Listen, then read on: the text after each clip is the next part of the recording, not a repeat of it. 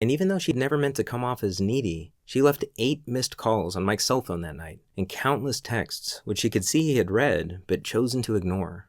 She went to sleep crying that night. It wasn't until the following afternoon that Mike finally responded. She almost let it go to voicemail, but changed her mind and picked it up at the last second.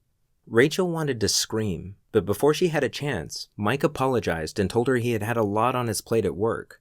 He assured her everything was fine and suggested dinner the following night at their favorite restaurant. Then he promised he would call her the next day to nail down a time.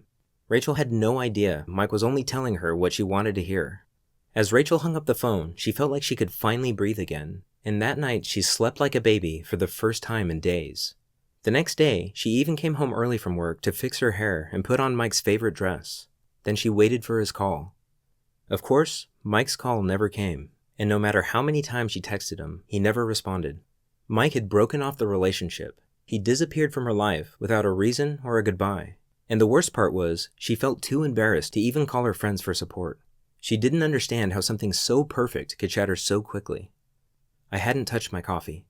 I rubbed my eyes, cleared my throat, and asked if I could see her cell phone. I wanted to see how bad things actually were.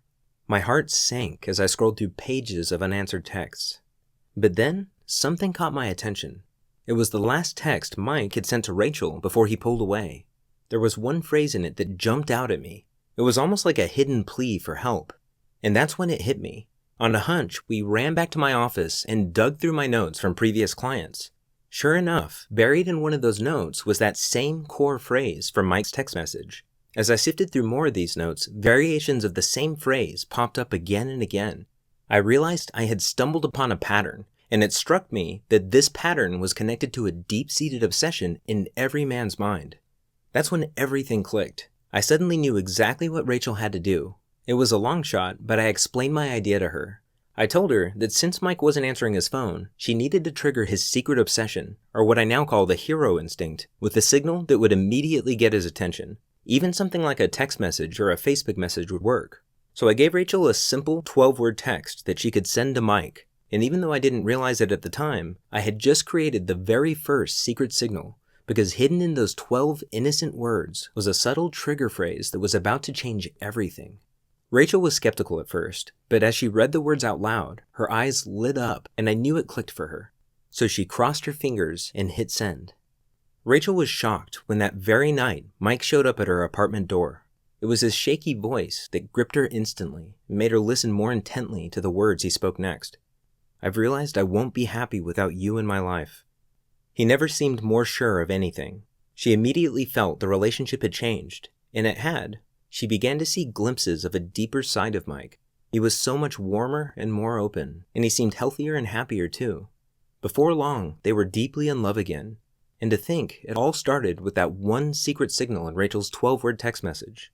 Now, if you're going through something like Rachel was, I want you to know it's not your fault. It's not something you did or didn't do. Because a man's heart will always be elusive until you understand what drives him on a primal, instinctive level and how the subtle things you say and do deeply affect him. And that all comes down to understanding his hero instinct. And by now, you're probably wondering, what exactly is the hero instinct, right? Well, on the surface, it's a deep, biological drive inside every man to feel needed. In other words, men are secretly obsessed with feeling irreplaceable, like they're the only man for the job. But it's so much deeper than that. You see, men are so powerfully drawn to anything that makes them feel this way that it's the driving force behind their every thought and action without them even knowing it. To some extent, a man might get this hidden need met from his job, hobbies, or friends, but nothing in the world can satisfy that need like a woman who knows this secret. Now, pay close attention because this is the most important part of this presentation. You see, awakening a man's hero instinct is the surest way to make him fall in love with you. In fact, there's nothing more stunningly attractive to a man because it makes you his primary obsession in life.